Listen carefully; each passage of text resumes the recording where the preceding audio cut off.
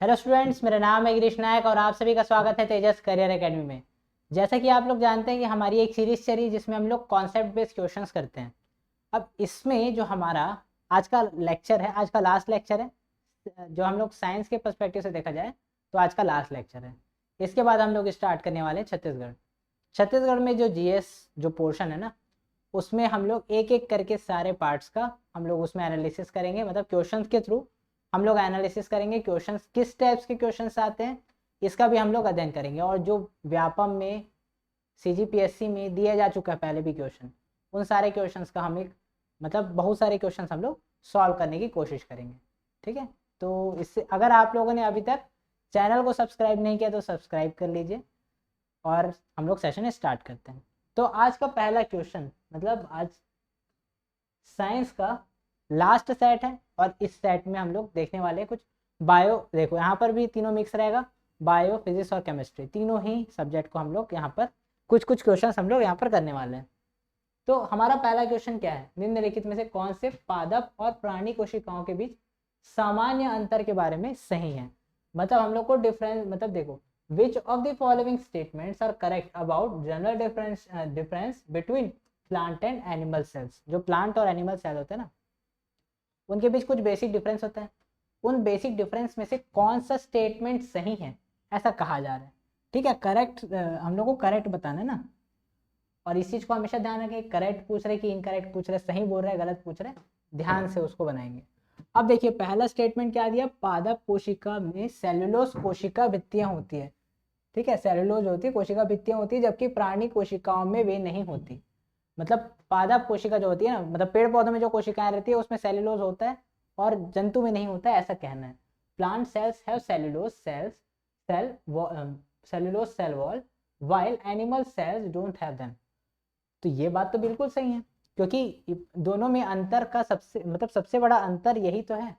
क्योंकि पेड़ पौधों में होती है सेलुलोज की कोशिका भित्ति होती है, लेकिन हमारे जंतु उसमें नहीं होती है। तो हमारा पहला ऑप्शन तो मतलब पहला स्टेटमेंट तो सही है। दूसरा हम लोग आते हैं, पादप कोशिकाओं में प्लाज्मा झिल्ली नहीं होती, जबकि इसके विपरीत प्राणी कोशिकाओं में होती है। बिल्कुल, प्राणी कोशिकाओं में होती है। ठीक है, सेमी परब्रेबल मेम्ब्रेन जो होती है ना, इसमें रहता है। ठीक है, और प्लाज्मा मेम्ब्रेन जो होती है इसमें उपस्थित होती है, बट पेड़ पौधों वाले में कोशिकाओं में नहीं होती, ऐसा कह रहा है। तो ये बात तो गलत है, पेड़ पौधों में भी पाया जाता है। ठीक है, तो हमारा सेकंड स्टेटमेंट है वो गलत है। अगला क्वेश्चन देखते हैं हम लोग, परिपक्व पादप कोशिका में एक वृहत रसधानी होती है, जबकि प्राणी कोशिकाओं में अनेक छोटी रसधानियां होती है। A mature plant cell has one large vacuole while an animal cell has many some vacuoles। बिल्कुल सही बात है। तो पहला और तीसरा ये दोनों सही है। तो हम लोग, इसका नियम क्या है, जो भी हम लोग के पास स्टेटमेंट वाइज क्वेश्चन रहता है ना, उसका सिर्फ एक नियम है, ऑप्शन को पहले छुपाओ, पहले ऐसे सॉल्व करो, उसके बाद फिर ऑप्शन में देखो क्या क्या सही है। तो पहला और तीसरा तो किस में है, ये वाले में है। इसमें तीनों ही है, लेकिन हम लोग को पता है दूसरा नहीं आएगा। तो हमारा ऑप्शन क्या होगा, ऑप्शन नंबर सी। पहला क्वेश्चन हो गया कंप्लीट। अगले क्वेश्चन में आते हैं, विज्ञान में हुए अभिनव विकासों के संदर्भ में हम लोग को बताना है। कुछ स्टेटमेंट दिया हुआ है। ठीक है, निम्न में से कौन सा कथन सही है। With reference to the recent developments in science which one of the following statements are not correct. गलत मतलब सही नहीं है, नॉट करेक्ट बोल रहे हैं ना, ध्यान रखेंगे इस बात को, नॉट करेक्ट बोल रहे हैं, गलत जो स्टेटमेंट है उसको हम लोग को बताना है। तो हमारा पहला क्या स्टेटमेंट, विभिन्न जातियों की कोशिकाओं के लिए जो डीएनए होता है, डीएनए के खंडों को जोड़कर प्रकार्यात्मक समूह रचे जा सकते हैं, आते हैं इसमें। ठीक है, अगला क्या दिया हमारे पास, प्रयोगशालाओं में कृत्रिम प्रकार्यात्मक डीएनए के हिस्से रचे जा सकते हैं। Artificial functional DNA segments can be created in laboratories. बिल्कुल सही बात है, ये तो बिल्कुल सही बात है। A piece of DNA extract from an animal cell can be replicated outside the living cell in the laboratory। किसी जंतु कोशिका से, कोई जंतु कोशिका है उससे उसका डीएनए निकाल लिए और उसको लैब में हम लोग उसको इंक्रीज करने की कोशिश करें, अगर उसकी जीवित कोशिका को निकाल लिए और प्रतिकृत करने की कोशिश करेंगे तो फिर ये पॉसिबल है क्या, बिल्कुल पॉसिबल है। सेकेंड ऑप्शन भी सही है, मतलब जो थर्ड ऑप्शन है ना, ये भी बिल्कुल सही स्टेटमेंट है। अगला देखते हैं, cells obtained from plants and animals can be subjected to cell division in laboratory. Petri dishes, ठीक है, पादप जंतुओं द्वारा निकाली, पादप और जंतुओं से निकाली गई कोशिकाओं में प्रयोगशाला की पेट्री डिश में कोशिका विभाजन कराया जा सकता है। बिल्कुल सही बात है, कोशिका विभाजन कराया जाता है। इसी से तो अभी जैसे अभी आर्टिफिशियल हार्ट बनाया गया ना आईएसएस में, तो ये इसी के बेस्ड पे तो है। तो हमारे पास ये स्टेटमेंट भी सही है। और हम लोग को क्या बता रहा है, जो स्टेटमेंट सही नहीं है तो वो कौन सा स्टेटमेंट है, option number A, functional chromosomes can be created by combining segments of DNA taken from cells of different species। अलग अलग स्पीशीज के डीएनए को अगर हम लोग मिला दें तो हम लोग कुछ नया बना सकते हैं, ऐसा कह रहे हैं। मतलब जैसे अगर चील और, ठीक है, चील का मिला दिए, चील का और कुत्ते का मिला दिए, ठीक है, डॉगी का मिला दिए, तो हमारे पास ऐसा कोई जीव प्राप्त हो जाएगा क्या, जो कुत्ता भी है, 4 पैर वाला कुत्ता भी है, पूंछ भी है उसका और उसमें पंख भी लगा है चील टाइप से। ऐसा कभी बनाया जा, अभी तक तो नहीं बनाया गया। तो ये पॉसिबल नहीं है, इसलिए नहीं बनाया जा चुका है, क्योंकि अलग अलग डीएनए का मतलब कुछ रेसिस्टेंस रहता है जिसको वो एक्सेप्ट नहीं करता है, तो इसके कारण ये पॉसिबल नहीं हो पाया। तो हमारा फाइनल आंसर क्या होगा, हम लोगों को कौन सा गलत है ये बताना था ना, तो हमारा आंसर ऑप्शन नंबर ए इसका आंसर होगा।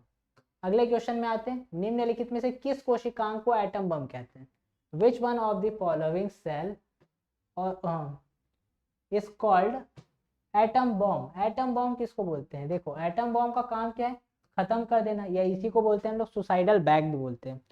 इसमें कौन से सूक्ष्म नलिका, गोल्गी का न्यूक्लियस और लाइसोसोम। तो लाइसोसोम जो होता है ना उसको बोलते हैं आत्महत्या की थैली भी बोलते हैं, एटम बॉम्ब भी बोलते हैं। अब क्यों बोलते हैं, क्योंकि फूट जाता है। एटम बॉम्ब का क्या काम है, वो फूट जाता है ना, एटम बॉम्ब क्या करता है, फूटता है ना, तो ये भी फूटता ही है।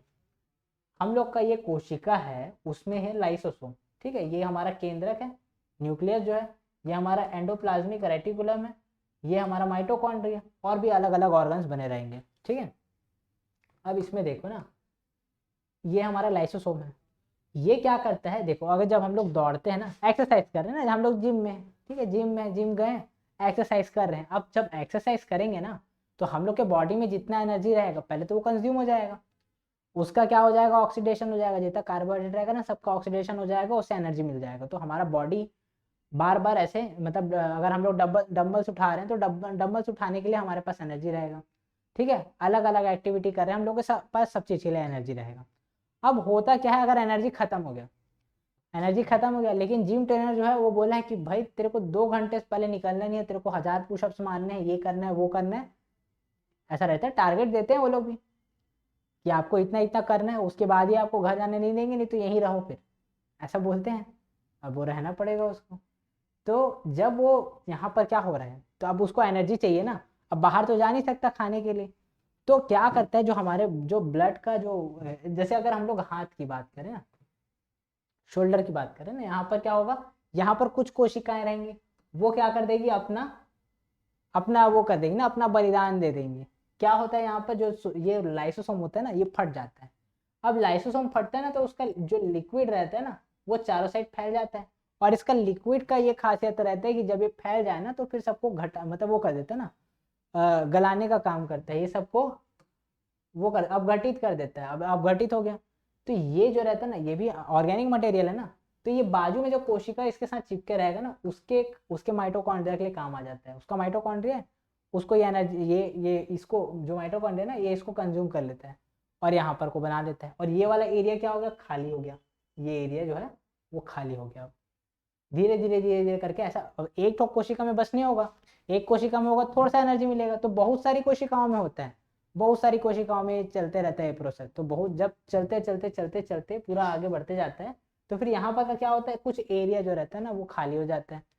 अब ये खाली हो गया एरिया, अब हम जाएंगे खाना खाने। अब हो गया ना, 2 घंटे हो गए हमारे जिम का कंप्लीट हो गया, घर गए, मम्मी खाना बनाई थी, आलू पराठा दबा के खा रहे हैं। अब खाएंगे तो फिर क्या होगा, हम लोग को एनर्जी मिलेगा। तो जब एनर्जी मिलेगा ना तो जो सेल जो रहेगा ना ये यहाँ पर खत्म हो चुका था ना, अब रिपेयरिंग का काम स्टार्ट होगा। यहाँ पर तो खाली हो गया ना जगह, इस खाली जगह को भरने का काम चलेगा। तो जब इस जगह को जो, मतलब यहाँ पर उसको पता, दिमाग को पता है ना कि कहाँ कहाँ पर से कोशिका लिए थे, ठीक है, कहाँ कहाँ पर के लोग अपना बलिदान दे दिए थे उसको पता है। तो ब्रेन क्या बोलते हैं, अगर पहले स्टार्ट करें ना कोशिका बनाना तो यहाँ पर को पहले स्टार्ट करो, तो जब जो मतलब हाथ वाला जो एक्सरसाइज रहता है ना, एक्सरसाइज करने से हाथ जो है, हाथ का जो बॉडी रहता है ना, वो मसल्स जो है वो गेन होता है। लेग वाला होता है, उसमें लेग का मसल गेन होता है। ठीक है, तो अलग अलग बॉडी पार्ट का जो जो एक्सरसाइज रहता है ना, उससे उसका मतलब अलग अलग जहाँ जहाँ पर का कंज्यूम होगा वहाँ वहाँ पर एनर्जी ये रिस्टोर होते जाता है, तो फिर बॉडी जो है फूलते जाता है, तो एकदम मस्कुलर बॉडी बन जाता है। ठीक है, तो यहाँ पर ये लाइसोसोम बेसिकली किया क्या, फूट गया ना, एटम बॉम्ब टाइप से फूट गया और पूरा फैल गया, इसलिए एटम बॉम्ब किसको बोलते हैं, लाइसोसोम को बोलते हैं। ध्यान रखेंगे इसका वर्किंग स्ट्रक्चर को ना। अगला क्वेश्चन आते हैं हम लोग, प्रकाश वर्ष होता है, light year, what is light year, वह वर्ष जिसमें सूर्य का प्रकाश अधिकतम रहा हो, the year in which sunlight is maximum, वह वर्ष जिसमें कार्यभार हल्का हो रहा हो, a year in which the workload has been light, प्रकाश द्वारा एक वर्ष में चली गई दूरी, the distance travelled by light in 1 year, एक साल में, जैसे यहाँ से हम लोग यहाँ से प्रकाश चलना स्टार्ट किया, तो जितना दूर तक चलेगा ना उसको बोलेंगे एक प्रकाश वर्ष। एक वर्ष में जितना जो प्रकाश है ना, वो जितना दूर चला वो हमारा एक प्रकाश वर्ष कहलाएगा। तो हमारा आंसर क्या हो जाएगा, ऑप्शन नंबर सी। अगले क्वेश्चन में आते हैं, महासागर में डूबी हुई वस्तुओं को जानने के लिए इनमें से किसका प्रयोग किया जाता है। तो देखो, जो हमारा जो साउंड वेव्स होता है ना, यहाँ पर उसका एप्लीकेशन है ना। तो साउंड वेव क्या करता है, जैसे अगर यहाँ पर सोना चांदी है ना, अब यहाँ पर से आ रहा है सबमरीन, ठीक है, इंडियन नेवी का जो सबमरीन है वो आ रहा है, ठीक है, अब ये आएगा ना यहाँ पर, तो यहाँ पर इसमें ना एक यहाँ पर एमीटर लगा रहता है और एक रिसीवर लगा रहता है। ये क्या करेगा, जल्दी जल्दी ना बहुत लगातार लगातार ना यहाँ पर से ना ये वेव्स को, साउंड वेव्स को एमिट करते जाता है। अब देखो ये, और यहाँ पर क्या होता है, किसी भी चीज से, हर चीज से ना टकराएगा, फिर वापस जाएगा रिसीवर के पास, टकराएगा रिसीवर के पास वापस जाएगा। अब यहाँ पर जो हमारा कंप्यूटर यूज करते हैं ना, वहाँ पर वो इस चीज को कैलकुलेट करता है कि मतलब यहाँ से वहां तक जाने में जो स्पीड पता है हम लोग को, अगर हम लोग स्पीड का फॉर्मूला देखते हैं तो क्या होता है, d/t डिस्टेंस अपॉन टाइम। तो यहाँ पर से हमको पता चल जाता है, अगर हमारे पास डिस्टेंस और टाइम है तो हम लोग स्पीड को निकाल सकते हैं, अगर हम लोग को पता है स्पीड और टाइम पता है तो हम लोग डिस्टेंस निकाल सकते हैं। तो d इक्वल टू क्या हो जाएगा, s इंटू टी। अगर वेलोसिटी के केस में देखें तो क्या होगा, d equal to v into t, यही तो होगा, यहाँ पर डिस्प्लेसमेंट रहेगा बस। तो यहाँ पर क्या करता है, जो कंप्यूटर रहता है ना, जो यहाँ पर मशीन रहता है, वो क्या करता है, वो एनालिसिस करता है कि इतने स्पीड से भेजे थे हम लोग, इतने टाइम में वापस आ गया, मतलब वो पदार्थ कितना पास में, कितना दूर में, ज़्यादा मतलब बहुत लेट से आ रहा है ना, अगर लेट से आ रहा है मतलब वस्तु दूर में है, जल्दी आ रहा है मतलब वस्तु पास में आ गई है। तो ऐसे करके ना अनुमान लगाते हैं कि मतलब कोई वस्तु अगर मतलब कोई चीज का, किसी वस्तु का अनुमान लगाते हैं कि यहाँ पर इतने दूर पे कुछ वस्तु है, क्योंकि मतलब जैसे कुछ एरिया तक ऐसा रहता है कि प्रकाश पहुंच पाता है इसमें पानी के अंदर, लेकिन कुछ एरिया ऐसा रहता है जहाँ पर प्रकाश नहीं पहुंच पाता, जैसे मैरियाना ट्रेंच जो है, वहां पर बहुत मतलब 11 किलोमीटर गहरा है। अब 11 किलोमीटर तक प्रकाश नहीं पहुंच पाता, ट्रैवल ही नहीं कर पाता, तो ऐसे जगह में क्या करना पड़ेगा, हम लोग को सोनार सिस्टम को यूज करना पड़ेगा। ठीक है, तो हमारा आंसर क्या होगा इसमें, सोनार। अगला क्वेश्चन में आते हैं हम लोग, वॉशिंग मशीन। अच्छा, इसमें कौन सा सिद्धांत का उपयोग किया गया, आप लोग जल्दी से कमेंट सेक्शन में जल्दी से बताइए। अब आते हैं हम लोग अगला क्वेश्चन, वॉशिंग मशीन प्रक्षालन मशीन जो है वो उसके कार्य का सिद्धांत क्या है, the working principle of washing machine is. अब देखो, अगर कोई वस्तु वृत्तीय गति कर रही है, ठीक है, तो हमारे पास दो टाइप का बल कार्य करता है। वृत्तीय गति कर रही है ना अगर कोई वस्तु, तो उसके ऊपर दो टाइप का बल कार्य करते हैं, एक तो बाहर से अंदर और एक अंदर से बाहर। तो जो बाहर से अंदर की तरफ लगता है ना, उस बल को बोलते हैं अभिकेंद्री बल, अभिकेंद्री बल, सेंट्रीपिटल फोर्स। और जो बाहर की तरफ लगता है ना, उसको बोलते हैं अपकेंद्रीय बल, अपकेंद्रीय बल, सेंट्रीफ्यूगल फोर्स, अंदर से बाहर की ओर लगता है। तो यहाँ पर क्या होता है, जो वॉशिंग मशीन रहता है ना, वो ऐसे गोल गोल गोल गोल ऐसे घूमते रहते हैं, उसके बाद फिर साफ हो जाता है हमारा जो कपड़ा, जो भी हम लोग वहाँ पर साफ करना चाहते हैं। तो यहाँ पर क्या हो रहा है, जो वस्तु है ना उसका क्या हो रहा है, अपकेंद्रण हो रहा है, अपकेंद्रीय बल लग रहा है ना। तो अपकेंद्रीय बल जब लगता है, सेंट्रीफ्यूगल फोर्स जब लगता है ना, तो उसमें जो घटना होती है ना उसको बोलते हैं हमारा अपकेंद्रण, सेंट्रीफ्यूगेशन बोलते हैं। तो हमारा आंसर क्या होगा? Option number A. अगला क्वेश्चन आते हैं। एक ट्रेन जैसे ही चलना आरंभ करती है उसमें बैठे यात्री का सिर के पीछे की ओर झुक, मतलब यात्री का सर जो है वो पीछे की ओर झुक जाता है, ऐसे पीछे की ओर झुक जाता है। तो उसका कारण क्या है? मतलब ट्रेन अभी चुपचाप बैठा हुआ है, अगर ट्रेन भी चुपचाप बैठा है, हम भी चुपचाप बैठे हैं, तो हम लोग कोई दिक्कत नहीं है, कोई ऐसे एकदम आराम से ना। अब अचानक से ट्रेन चलना स्टार्ट हो जाए तो हम लोग क्या हो जाएंगे? ऐसे हो जाते हैं। आगे फिर दोस्त को ही देख लो ना कोई दोस्त होंगे आपके, जो आप जिसके साथ आप बैठते हो तो एकदम मरने वाला डर लगता है। होगा ऐसा कोई ना कोई, हर किसी के पास रहता है ऐसा एक दोस्त। तो जब वो एकदम नॉर्मली चला रहे हैं ना, एकदम आराम आराम से चला रहे हैं, आप भी एकदम चिंता मुक्त होके हो एकदम, आपको कोई चीज़ का कोई आइडिया नहीं कि क्या होने वाला है आगे। अब अचानक से एकदम बढ़ा देगा आपका दोस्त स्पीड, तो उसका स्पीड बढ़ गया, आपका जितना स्पीड था ना उस टाइम आप उतना स्पीड में चल रहे थे, स्पीड बढ़ा दिया जोर से, तो फिर क्या हो जाएगा? आप लोग ऐसे पीछे हो जाओगे, उसका जैसे उसका कंधा को पकड़ लोगे, जनरली ऐसा होता है। या फिर आप लोग ट्रेन में बैठे होगे, गाड़ी में बैठे होगे, किसी में भी, अगर आप मतलब रेस्ट में हो तो फिर और अचानक से आगे बढ़ते हैं तो फिर पीछे की ओर हो जाते हैं। और अगर हम लोग गाड़ी में चल ही रहे हैं, पहले से ही चल ही रहे हैं ना, और अचानक से ब्रेक लग जाए तो हम लोग क्या हो जाते हैं? आगे की तरफ ऐसे सरक जाते हैं, आगे की तरफ झपा जाते हैं। तो यहाँ पर ये क्या होता है? जब हम लोग, इसके पीछे कारण है न्यूटन की गति का पहला नियम, जिसको बोलते हैं जड़त्व का नियम। तो न्यूटन क्या बोलता है कि अगर कोई वस्तु स्थिर है ना तो वो स्थिर ही रहेगी तब तक जब तक उस पर बाह्य बल ना लगाया जाए, एक्सटर्नल फोर्स लगाएंगे तब तक वैसे ही रहेगा।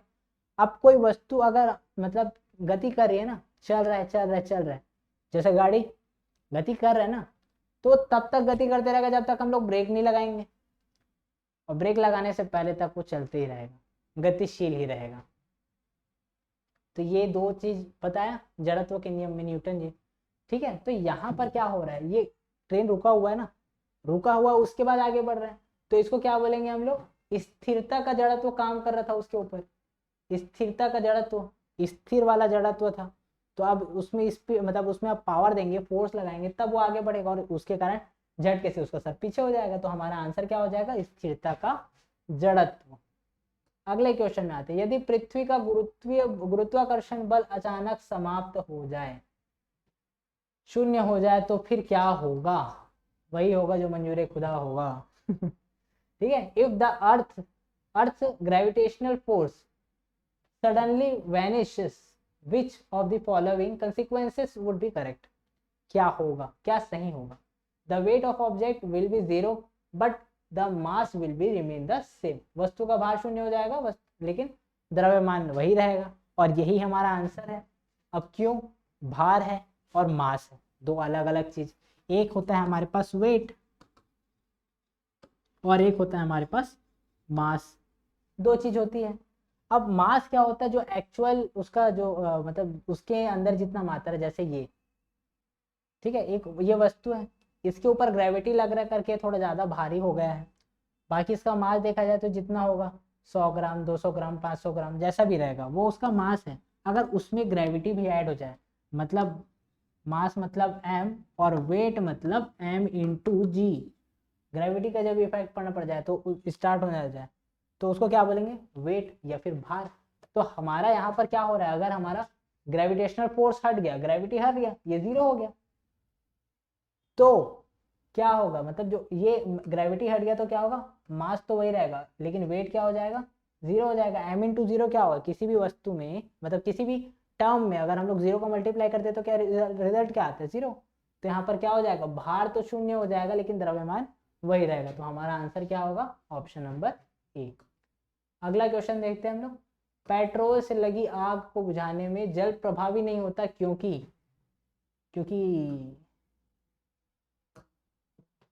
अब देखो हमारे पास क्या, water is not effective in existing, मतलब फायर को जो है ना हम लोग का क्या बोलते हैं, रोकने के लिए क्या काम आता? मतलब अगर हम लोग को मतलब पेट्रोल से लगी आग है ना, तो उसको रोकने के लिए हम लोग अगर पानी डालेंगे तो वो काम क्यों नहीं आएगा? तो हमारे पास ऑप्शन क्या क्या? ज्वाला इतनी गर्म होती है कि जल उसे ठंडा नहीं कर पाता। ऐसा तो नहीं होता। ठीक है, कुछ भी हो, मतलब परेशानी कितनी भी हो, भगवान का स्मरण करोगे तो प्रॉब्लम सॉल्व हो जाएगा। बिल्कुल वही चीज़ है। प्रॉब्लम तो सॉल्व हो जाएगा। तो यहाँ पर समस्या ये नहीं है कि हम भक्ति में कमी कर रहे हैं, कुछ तो और है जो होता है।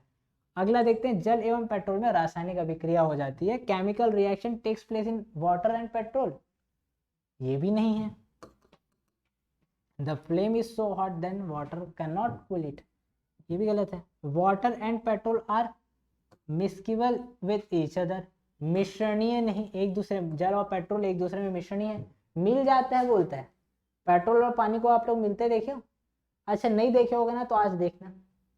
पेट्रोल लेना, एक गिलास, मतलब एक गिलास ज़्यादा हो जाएगा, महंगा चल रहा है, थोड़ा सा लेना है, ठीक है, पैक बनाते हैं ना उतना, आप लोग थोड़ा सा पेट्रोल ले लेना और उसमें पानी मिलाने की कोशिश करना, पूरा शेक करना, हिला के देखना, सब चीज़ करके देखना, मिल जाए तो मेरे को बताना, ठीक है। मेरे को कांटेक्ट करने की कोशिश करना, कमेंट कर देना कि सर मैंने मिक्स करके दिखा दिया ऐसे करके, ठीक है। क्यों? क्योंकि मिक्स होगा ही नहीं ठीक है, सिंपल सी बात है, मिक्स नहीं होता है। जैसे तेल में पानी मिक्स नहीं होता ना, वैसे पेट्रोल में, पेट्रोल भी क्या है, एक टाइप का तेल है ना, क्रूड ऑयल, तो ये भी मिक्स नहीं होता है। तो हमारा ऑप्शन नंबर सी भी गलत है। ऑप्शन नंबर डी क्या है? डेफिनेटली ऑप्शन नंबर डी सही होगा, 3 गलत हो गए तो फिर चौथा सही होगा।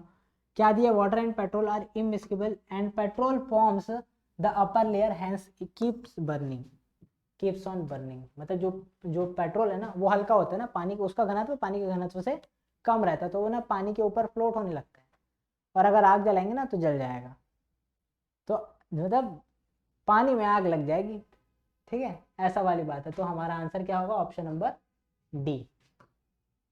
अगला लास्ट क्वेश्चन आज का, किसी तत्व के रासायनिक गुण कौन तय करता है? किसी तत्व के रासायनिक गुण कौन तय करता है? आई थिंक इसका एक्सप्लेनेशन मैं दे चुका हूँ, फिर भी एक बार छोटा सा एक्सप्लेनेशन देना चाहूँगा। क्या होता है, जो हमारा पेरियोडिक टेबल है ना, उसमें अलग अलग एलिमेंट ना अलग अलग जगह उसको इस्टेब्लिश किया गया है, ठीक है, अलग अलग जगह इस्टेब्लिश किया गया है। क्यों? क्योंकि उसमें अलग अलग टाइप के प्रोटॉन्स हैं, इलेक्ट्रॉन्स हैं। जैसे ये वाला जो हमारे पास पहला सारणी है S1 ग्रुप जो है, एस ग्रुप का पहला सीरीज अगर हम लोग देखते हैं तो यहाँ पर क्या है? हाइड्रोजन, उसके बाद फिर सोडियम, पोटेशियम, मतलब सबके में क्या है? एक इलेक्ट्रॉन है, और एक इलेक्ट्रॉन रहता है तो वो डोनेट करने की क्षमता रखता है, तो ये डोनेट कर देता है, इलेक्ट्रॉन को क्या कर देता है? डोनेट कर देता है। तो डोनेट कर देता है ना, तो इसका प्रकृति अलग हो जाता है, ठीक है, डोनर की प्रकृति आ जाती है इसमें। और अगर यहाँ पर वाले एलिमेंट्स को अगर हम लोग देखते हैं ना, तो ये लोग क्या करते हैं? एक्सेप्ट करने का काम करते हैं, पी ब्लॉक के एलिमेंट्स हैं, ये लोग एक्सेप्ट करने का काम करते हैं। जैसे क्लोरीन को चाहिए रहता है एक इलेक्ट्रॉन, तो कोई इलेक्ट्रॉन दे देता है तो उसके साथ चले जाता है। जैसे सोडियम के पास एक इलेक्ट्रॉन एक्स्ट्रा रहता है, जब ये क्लोरीन के साथ क्रिया करता है, क्लोरीन को एक चाहिए रहता है, इसको एक देना रहता है, तो इसी को दे देता है, और क्या बन जाता है फिर? सोडियम क्लोराइड बन जाता है, ऐसा बॉन्ड बन जाता है, ठीक है। तो होता क्या, तो यहाँ पर हमारा क्या हुआ? अब यहाँ पर एक इलेक्ट्रॉन दे सकता था, अब यहाँ पर वाले जो सीरीज वाले हैं ना, हीलियम वाला जो सीरीज है, इधर हीलियम वाला सीरीज है, वो अलग चीज है ना। तो अलग अलग जो हमारे पास सीरीज रहता है ना, अलग अलग सीरीज में अलग अलग, मतलब हमारे पास अलग अलग एलिमेंट रहता है, तो सब अपना अपना, जैसे किसी में कोई एक इलेक्ट्रॉन दे सकता है, कोई 2 इलेक्ट्रॉन दे सकता है, कोई एक इलेक्ट्रॉन ग्रहण कर सकता है, कोई 2 इलेक्ट्रॉन ग्रहण कर सकता है। तो इसका इलेक्ट्रॉन लेने और देने से ना इसका पूरा नेचर डिसाइड हो जाता है, ठीक है। तो यहाँ पर इसका सबसे मेन रोल किसका हुआ? इलेक्ट्रॉन का। तो who decide the chemical properties of an element? तो हमारा आंसर क्या होगा? Number of electrons present in that element, ठीक है। तो इस तरह से आज का हमारा क्वेश्चन कंप्लीट हुआ, और अब साइंस का कंप्लीट हो चुका है। साइंस के बाद अब हम लोग अगला आएंगे, जो हम लोग छत्तीसगढ़ का स्टार्ट करने वाले हैं। तो नेक्स्ट लेक्चर रहेगा छत्तीसगढ़ के ऊपर, ठीक है। तो अगर आप लोगों को सेशन पसंद आया हो तो आप लोग लाइक ज़रूर करें और दोस्तों के पास शेयर करें। Thank you.